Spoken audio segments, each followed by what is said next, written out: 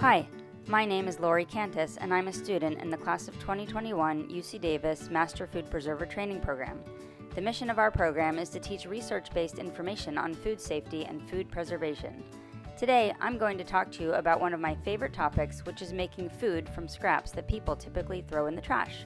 During this video, I'm going to teach you how to make tallow in your crock pot. You can also make this on a stovetop, but today we will review how to do it in the crock pot because it's easier and you can make it in your sleep.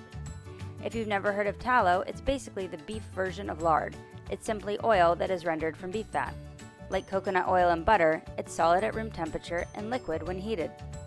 I've read that you can store it at room temperature, but I store mine in the refrigerator because it gets really hot here in beautiful Southern California, and I've had it go rancid or grow funky stuff under the lid while sitting on the counter, especially in the summer.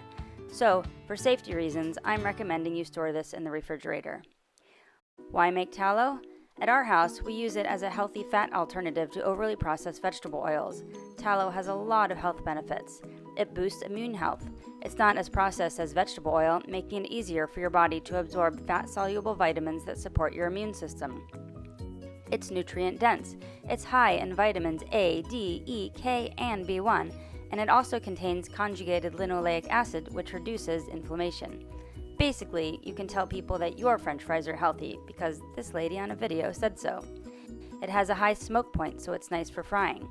Surprisingly, it has no flavor or taste, so you can basically cook any savory dish using tallow. It also makes a nice moisturizer, and some soap is made with tallow. Also, you can feel good about yourself. Rendering your own tallow is part of the ethical practice of using the whole animal, which is something our ancestors did and is something many of us are relearning today. Now, I'm going to tallow you the recipe. I'm here all week, folks. To make tallow in your kitchen, you need a cutting board, a very sharp knife, a crock pot, a strainer, a piece of cheesecloth, a container to store your tallow in when you're finished, and optional is a KitchenAid mixer with the grinder attachment. And of course, you need a big chunk of beef fat. And let's talk about this. Where do you get large amounts of beef fat? We tend to get ours from brisket. We buy the untrimmed brisket from Costco, usually for Passover, and I save the fat when we trim it at home. Our friends also save fat for us when they have brisket. If you don't eat brisket or don't know anyone who does, find yourself a nice Jewish friend. I guarantee there's going to be a brisket happening at their house at some point during the year. You can be that weird friend that they save the fat for. Just have them throw it in a Ziploc and put it in the freezer until you're ready to pick it up. If you don't have any brisket-eating friends in your life, you can also stop by your local butcher and ask them to give you a few pounds of fat. Some will just give it to you. Others will charge you a little bit.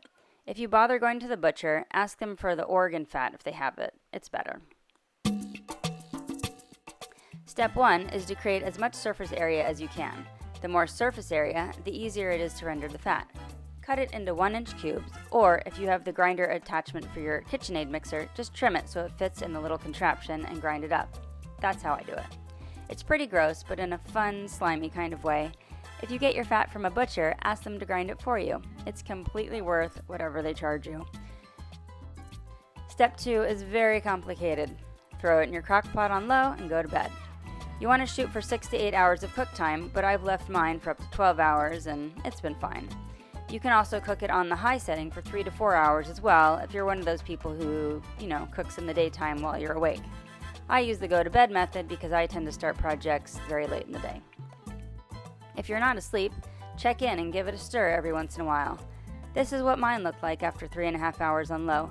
You can see I have a little crispness on the edges, but most of the fat is still white and looks raw. This is looking good, but it's not done yet. You can see the oil starting to separate.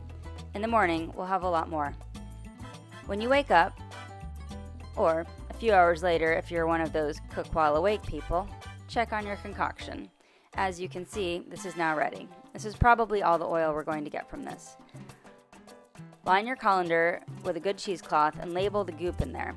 Let it sit for 10 to 15 minutes to make sure you get all the good stuff out. Toss all the leftover stuff. This is actual trash. Sorry, I don't have a use for this. If you have a way to use this though, please let me know. But at our house, it gets trashed.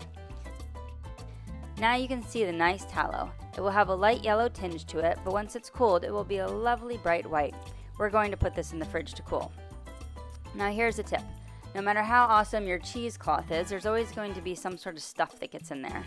We want to get that extra stuff out. If you had a little meat stuck to your fat, it has now cooked down and produced a bit of broth, which will gel up when cooled.